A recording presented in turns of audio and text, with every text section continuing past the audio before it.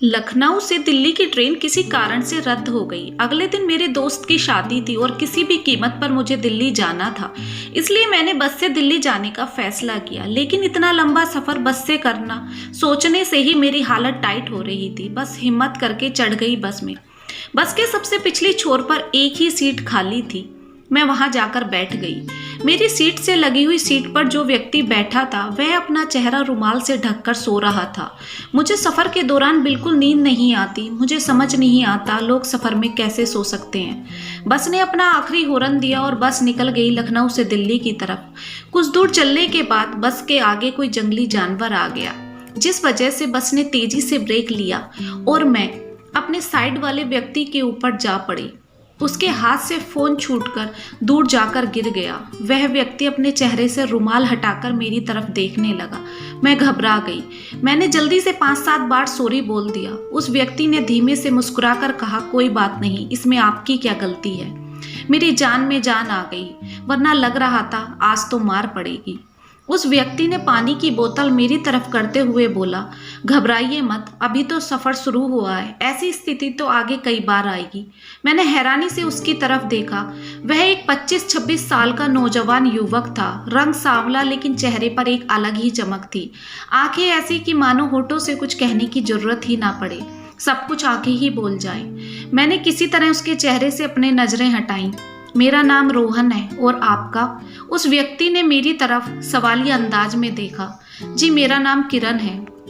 रोहन ने मेरी तरफ अपना हाथ बढ़ाते हुए बोला, आज रात के लिए दोस्त बन सकते हैं, सफ़र आसान हो जाएगा। मुझे उसका प्रपोजल बुरा नहीं लगा, क्योंकि नींद तो मुझे वैसे भी नहीं आने वाली थी। मैंने रोहन से हाथ मिला लिया। आपकी ट्रेन भी कैंसिल हो गई, इसलिए बस से जा रही हो शायद? रोहन ने मुझसे सवाल किया। मैंने उल्टा सवाल करते हुए पूछ लिया, क्यों, आपकी ट्रेन भी कैंसिल हो गई? रोहन ने हाँ में जवाब दिया। आप लखनऊ में ही रहते हो? नहीं, एक दोस्त की शादी में आया था। मेरा घर तो दिल्ली में है। आप लखनऊ किसी काम से आई थी? नहीं, मेरा घर है यहाँ, दिल्ली में नौकरी करती हूँ। अच्छा। थोड़ी देर के लिए हम दोनों के बीच शांति छा गई। तभी बस एक ढाबे पर रुक गई। मैंने जल्दी से शौचालय ढूंढा। बहुत देर से पेशाब को रोके बैठी थी। बाहर निकलकर खाने के लिए कुछ तलाश रही थी कि रोहन ने आवाज़ लगाकर एक टेबल की तरफ इशारा किया। मैं टेबल पर जाकर बैठ गई। रोहन चाय, कुछ बिस्किट और स्नैक्स लेकर टेबल पर आ गया। चाय पीते पीते हम दोनों में स्कूल, कॉलेज, दिल्ली, लखनऊ सबके बारे में बात हो गई। बस ने हॉर्न दिया। हम दोनों जाकर फिर से बस में बैठ गए। सफ़र आधे से ज़्यादा निकल चुका था, लेकिन बातों ही बातों में पता ही नहीं चला। रोहन एक मजाकिया किस्म का लड़का था। उसके पास बैठकर कोई भी टाइम का अंदाजा नहीं लगा सकता था। तभी एक बार फिर बस ने जोर का ब्रेक लिया। इस बार रोहन तेजी से मेरी तरफ आकर गिरा। उसका हाथ मेरे स्तन को छूकर निकल गया। रोहन ने जल्दी से सॉरी बोल दिया। थोड़ा शर्मिंदा भी लग रहा था।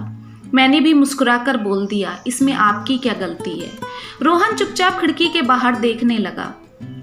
रोहन इसके लिए शर्मिंदा था, लेकिन मुझे जाने क्यों बुरा नहीं लग रहा था। रोहन का स्पर्श मेरे शरीर में एक बिजली सी उत्पन्न कर रहा था। मैं उसकी तरफ आकर्षित हो रही थी। मैं बस के अगले ब्रेक का इंतजार कर रही थी, ताकि मैं रोहन के एक बार फिर करीब जा सकूं। बस गाजियाबाद की सीमा में दाखिल हो चुकी थी। मेरा दिल जोर जोर से धड़क रहा था। मैंने फैसला कर लिया, इतनी अच्छी दोस्ती मैं एक रात में ख़त्म नहीं होने दूंगी।